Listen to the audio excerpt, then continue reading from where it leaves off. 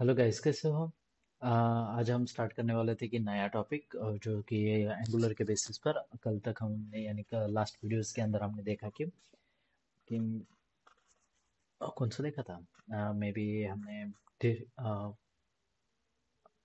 One way binding and two way binding देखे थे। सो आज हम देखेंगे डायरेक्टिव्स डायरेक्टिव्स क्या होते हैं और कैसे होते हैं और उनको किस तरह से एग्जीक्यूट किया जाए, वो वाला पार्ट हम देखेंगे। Okay okay. नाउ अब हमें वो वाला पार्ट करना है, यानी डायरेक्टिव्स क्या होते हैं। तो चलो चेक करते हैं, नया टॉपिक है डायरेक्टिव्स। डायरेक्टिव्स क्या होते हैं तो देख लेते हैं। सो डायरेक्टिव्स देखने के लिए यहाँ पर मुझे करना पड़ेगा डायरेक्टिव्स इन एंगुलर, सर्च करूंगा। सो आप देख सकते हो डायरेक्टिव्स क्या होते हैं। तो यहाँ पर in Angular, directives are instrumentation instructions in a HTML DOM document object model that extends the HTML functionality वगैरह वगैरह ब्ला ब्ला। एक शॉर्ट में इंफॉर्मेशन देता हूँ कि DOM के एलिमेंट्स को आप PS से चेंज करते हो या फिर आप HTML को रैंडमली यानी रन टाइप पर आप चेंज करना चाहते हो, उसको बोला जाता है डायरेक्टिव्स। यानी आप पूरे के पूरे रन टाइम पर आप डेटा को चेंज करते हो, फॉर एग्जांपल कंडीशंस लगाकर वगैरह वगैरह पार्ट होते हैं। तो यहाँ पर स्ट्रक्चरल डायरेक्टिव्स है, एट्रीब्यूट डायरेक्टिव्स है, कंपोनेंट डायरेक्टिव्स है। एंड तो कस्टम डायरेक्टिव्स किस तरह से बनाया जाए एंड वगैरह वगैरह वगैरह सारा सारा कुछ एक ही वीडियो के अंदर नहीं हो सकता है। I know it's a very lengthy process है। एंगुलर थोड़ा बहुत बड़ा है, उसके सारे पॉइंट्स कवर अप करने के लिए मैं बेसिक बेसिक एग्जांपल के साथ कवर अप करूंगा। सो आपको वो पता चल जाएगा। तो हम स्ट्रक्चरल डेरिवेटिव्स के स्टार्ट करेंगे। स्ट्रक्चरल डेरिवेटिव्स शेप और रीशेप द डॉम स्ट्रक्चर्स, यानी क्या उस स्ट्रक्चर को चेंज कर सकता है। तो वो किस तरह से कर सकता है वो देख लेते हैं हम। तो उससे पहले हम आ जाते हैं हमारे VS कोड के अंदर। और VS कोड में आ जाने के बाद VS कोड में आप देख सकते हो यहाँ पर आप dot component dot H T M L के अंदर मैंने ये वाला पार्ट यहाँ पर ठीक है कमेंट आउटेड है, जो कि हमने बाइंडिंग्स वाला पार्ट देखा था। सो मैं एंगुलर को मैं अब रन करूंगा। सो उसके लिए हम एन जी सर्व करते हैं। सो एन जी सर्व और हाइपन ओ। ओके, तो ये ओपन हो जाएगा। साइमल्टेनियसली मैं क्या कर लेता हूँ, right click on a component and open in integrated terminal. So integrated terminal पर ओपन हो जाने के बाद यहाँ पर मैं एक कंपोनेंट बनाना चाहूंगा जिसको बोला जाएगा डायरेक्टिव्स। सो कोई प्रॉब्लम नहीं, आराम से होगा। देख लेते हैं कि बाबा किस तरह से डायरेक्टिव्स को बनाया जाता है। और यहाँ पर थोड़ा स्लो क्यों चल रहा है?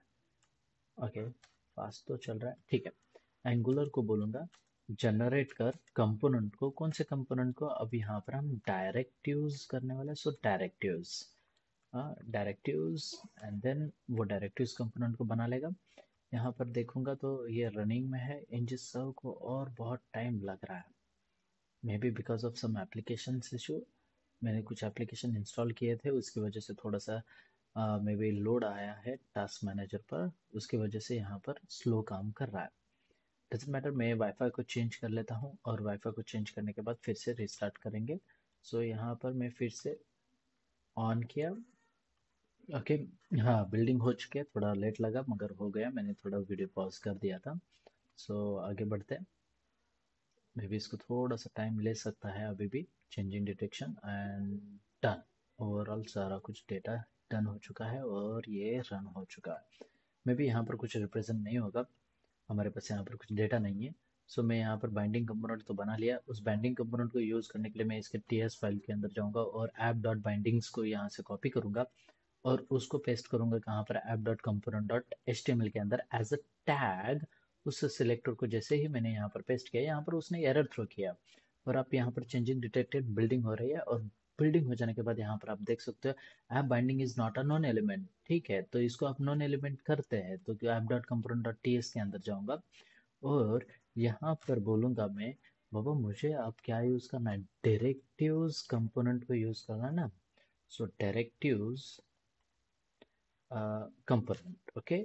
और ये इंपोर्ट हो चुका है, प्रॉपर वे में आ चुका है। एरर एरर एरर एरर चला जाना चाहिए, थोड़ा वक्त लगा ले रहा है। ठीक है, और app dot component dot H T M L के अंदर बाइंडिंग कंपोनेंट लिया मैंने गलती से, मिस्टेक, सॉरी। यहाँ पर मुझे बाइंडिंग को नहीं लेना था, मुझे इस बाइंडिंग कंपोनेंट को नहीं डायरेक्टिव कंपोनेंट को लेना था। सो डायरेक्टिव कंपोनेंट कहाँ पर है, ये वाला। सो इसके टीएस के अंदर जाऊंगा और ये ऐप डायरेक्टिव जो बोलकर लिखा है उसको मैं कॉपी करूंगा और यहाँ पर आने के बाद एज अ टैग इसको यहाँ पर पेस्ट किया, कंट्रोल एस टू सेव। और अब ये एरर चला गया है, कोई प्रॉब्लम नहीं, कोई इशू नहीं है। और यहाँ पर अभी आप देख सकते हो डायरेक्टिव वर्क बोलकर आ चुका है। अब ये वाला पार्ट में यहाँ पर इसको रिजॉल्व करना चाहूँगा कि यहाँ पर हम क्या कर लेते हैं कि डायरेक्टिव्स को कुछ, हाँ ऑलरेडी हमने बूटस्ट्रैप यहाँ पर इंक्लूड किया है, तो बूटस्ट्रैप को डायरेक्टली यूज करके दिखाता हूँ कि बूटस्ट्रैप किस तरह से वर्क करेगा।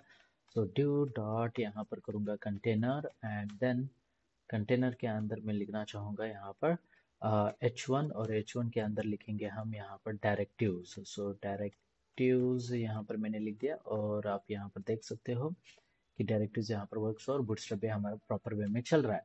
सो यहाँ पर ड्यू टैग टेक्स्ट सेंटर एक करना चाहूँगा जो कि बूटस्ट्रैप का ही है और उसके अंदर मैं डायरेक्टिव्स करना चाहूँगा। सो डायरेक्टिव्स दिखाने के लिए मैं एक सिंपल एक सिनारियो क्रिएट कर रहा हूँ जिसको बोला जाता है अब लॉगिन एंड यूजर लॉगिन करता है ना, वो वाला कंसेप्ट। सो लॉगिन करने के बाद आपका नाम वहां पर नेविगेशन बार के अंदर प्रॉपर वे में दिखता है। नेविगेशन बार में प्रॉपर वे में दिखता है, वो वाला पार्ट किस तरह से किया जाए। तो वो वाला पार्ट करने के लिए यहाँ पर बोलूँगा एक नया बार वगैरह नहीं क्रिएट करूँगा, बस दिखाने के लिए H2 फॉर एग्जांपल के लिए H2 और यहाँ पर दिखाऊंगा यूज़र नेम इज दिखाने के लिए बस। और यहाँ पर हिनाटा ले लेते हैं और हिनाटा जैसे ही लिया यहाँ पर आप देख सकते हो यूजर नेम इज हिनाटा यहाँ पर नजर आ रहा है। और एक होता है उसके साथ साइमल्टेनियसली आप देखोगे तो ड्यू नहीं मैं यहाँ पर लिखूंगा बटन। सो बटन के अंदर आप देख सकते हो बटन, बटन के अंदर यहाँ पर देखोगे तो आपको पता चलेगा कि बाबा किस तरह से यहाँ पर किया जाता है। सो लॉगिन स्लैश रजिस्टर या फिर आप साइन अप भी कर सकते हो, रजिस्टर यहाँ पर लिख देता हूँ एज अ दिखाने के लिए और यहाँ पर एज अ क्लास यूज करूँगा। सो अब क्लास में यूज करना चाहूँगा बीटीएन प्राइमरी को प्राइमरी। और जैसे ही बीटीएन प्राइमरी किया यहाँ पर एक बटन नजर आ रहा है, मगर अगर यूजर लॉगिन सक्सेसफुली ऑलरेडी है तो यहाँ पर ये बटन नजर नहीं आना चाहिए। यहाँ पर बटन नहीं नजर आना चाहिए और अगर बटन नजर आ रहा है तो ये यूजर नेम नहीं दिखना चाहिए, नेविगेशन बार में यही तो होता है। तो वो वाला पार्ट करने के लिए मैं यहाँ पर करना चाहूंगा कि बाबा हम डायरेक्टिव्स को किस तरह से यूज करें। सो उसमें से हमें डायरेक्टिव्स में से कौन सा पार्ट यूज करना है, स्ट्रक्चरल डायरेक्टिव्स, ये याद रखो और इसको बोला जाता है स्ट्रक्चरल डायरेक्टिव्स। सो स्ट्रक्चरल डायरेक्टिव यूज करने के लिए मैं एन जी इफ इस कंसेप्ट को यूज कर रहा हूँ इक्वल्स टू और यहाँ पर बोलूंगा मैं बुलियन।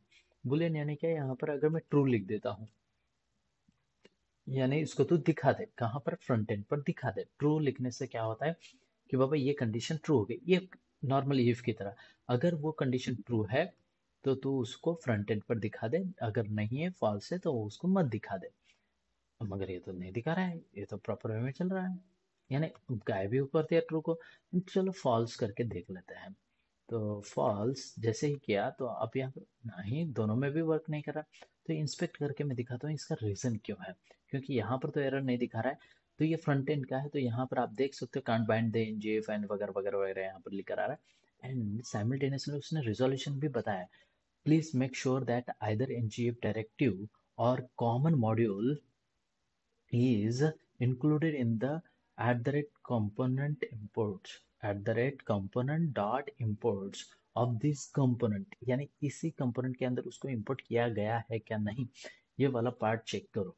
तो ये वाला पार्ट चेक करने के लिए मैं बोलूँगा यहाँ पर जाएंगे, कहाँ पर, इसके डायरेक्टिव्स के पास और इसके टीएस में जाकर यहाँ पर उन्होंने जो बोला गया है उस कॉमन मॉड्यूल को यहाँ पर इंपोर्ट कर देंगे। जैसे ही हमने कॉमन मॉड्यूल को इंपोर्ट किया यहाँ से एरर चला गया, कुछ भी नहीं है। और इवन यहाँ पर जो येलो येलो लाइन आ रही थी वो भी नहीं है और ये फॉल्स तो वर्क कर रहा है। थोड़ा सा वक्त लग सकता है, टाइम लेगा। तो इसकी जगह पर मैं बोलूँगा यहाँ पर करूँगा ट्रू।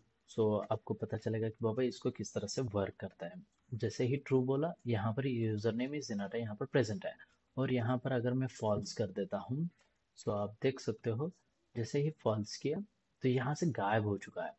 ये गायब क्यों हुआ, गायब ये वाला पार्ट नहीं होना चाहिए। ठीक है यहाँ पर भी दिखा देता हूँ। तो स्टार एनजी इफ अगर करते हैं तो यहाँ पर बोलूँगा ट्रू, ये दोनों तरफ काम करेगा। अगर ट्रू है तो यहाँ पर दिख रहा है, अगर उसी को ही मैं क्या करूँगा यहाँ पर फॉल्स कर देते हैं हम। सो फॉल्स करने के लिए मुझे यहाँ पर फॉल्स कर दूंगा। सो आप देख सकते हो यहाँ से ये भी गायब हो चुका है। अब ये भी प्रॉपर वे में गायब हो चुका है, मगर ये दोनों गायब होने के बाद रीज़न क्या बचेगा कि बाबा मैं उसको यूज़ करने का मतलब ही नहीं है। सो ये पार्ट करने के लिए इन दोनों की जगह पर मैं एक वेरिएबल नेम लूंगा as is login. Is login, अगर वो लॉगिन है तो ये दिखा दे, अगर वो लॉगिन नहीं है तो ये दिखा दे। चलो देख लेते हैं इसको किस तरह से परफॉर्म किया जाए। अभी इज लॉगिन दिया था, ये वेरिएबल है, तो property is login does not exist on the type of directive component, ये डायरेक्टिव कंपोनेंट का नहीं है। सो यहाँ पर मुझे टीएस के अंदर, इसके टीएस के अंदर जाकर यहाँ पर मुझे उस डायरेक्टिव्स को बनाना पड़ेगा। सो वो बनाने के लिए यहाँ पर बोलूँगा इज लॉगिन जो है ना वो बुलियन टाइप का डेटा एक्सेप्ट करेगा। अगर बुलियन टाइप का डेटा एक्सेप्ट करेगा और उसके अंदर तू स्टोर कर boolean as a true. Okay, ये बता दिया हमने एज अ ट्रू। अब जैसे ही एज अ ट्रू बोला, यहाँ पर पूरा का पूरा डेटा, दोनों तरफ का डेटा दिखा रहा है। और ये अगर मैंने यहाँ पर फॉल्स कर दिया तो, और कंट्रोल एस टू सेव, और यहाँ पर आप देख सकते गायब हो चुका है। मगर मुझे दोनों तरफ नहीं करना था। अगर ये फॉल्स है तो नहीं दिखना चाहिए, और ट्रू है तो दिखना चाहिए। सो यहाँ पर जाऊँगा HTML कंपोनेंट्स के अंदर, यहाँ पर बोलूँगा true as it is. Okay, और यहाँ पर आएगा डेटा पूरा का पूरा। तो उसके फ्रंट एंड में जाऊंगा और यहाँ पर बोलूँगा अगर ये ट्रू है, यानी बाबा वो लॉगिन है, सक्सेसफुली लॉगिन किया है, तो उसका यूजर नेम दिखना चाहिए। अगर उसने सक्सेसफुली लॉगिन नहीं किया है तो यहाँ पर ये वाला पार्ट दिखना चाहिए। तो यहाँ पर मैं एक नॉट ऑपरेटर को यूज कर सकता हूँ, सबको पता है नॉट ऑपरेटर। और यहाँ पर ये गायब हो चुका है। तो ये गायब होने के बाद यहाँ पर फिर से क्या कर लेता हूँ, फॉल्स करके दिखाता हूँ कि बाबा ये किस तरह से वर्क होता है। फॉल्स किया, अगर control is to run, and आप देख सकते हो लॉगिन डेटा है। यानी मैं यहाँ से आप डायरेक्टली क्लिक कर सकते, अगर उसने लॉग आउट किया तो वो फॉल्स हो जाएगा, और उसने लॉगिन किया तो वो ट्रू हो जाएगा। यानी इस तरह से डेटा होता है जिसको हम मेंटेन कर सकते हैं। और इसको यूज करने के लिए हम एनजीएफ, मेनली एनजीएफ इसी के लिए यूज नहीं करते हैं हम। अदर कंपोनेंट में क्यों जंप करें, बहुत सारे मल्टीपल कंपोनेंट्स क्यों बनाए। लॉगिन और रजिस्ट्रेशन का एक ही पेज बना सकते हैं और वहां पर हम बटन दबा सकते हैं, और उतने ही पार्ट, यानी इतना ही पार्ट के अंदर हम उसको चेंजेस कर सकते हैं यूजिंग एनजीएफ एंड एनजीएफ से। तो इसके लिए एल्स वाला पार्ट लगाने की जरूरत नहीं, ओनली एनजीएफ से काम हो जाएगा। सो ये बेसिकली क्या लाएगा, बुलियन टाइप का डेटा एक्सेप्ट करेगा। ओके, तो इसमें कोई प्रॉब्लम नहीं होनी चाहिए। जो कि हमने यहाँ पर एनजीएफ वाला पार्ट यहाँ पर हमने देख लिया है।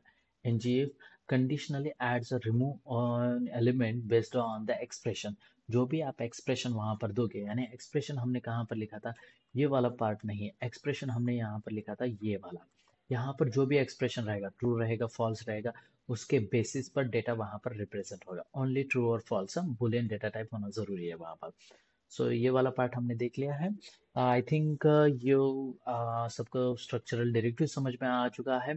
तो आगे हमें NG4 के बारे में भी देखेंगे, NGF के बारे में बस इतना ही काफ़ी है।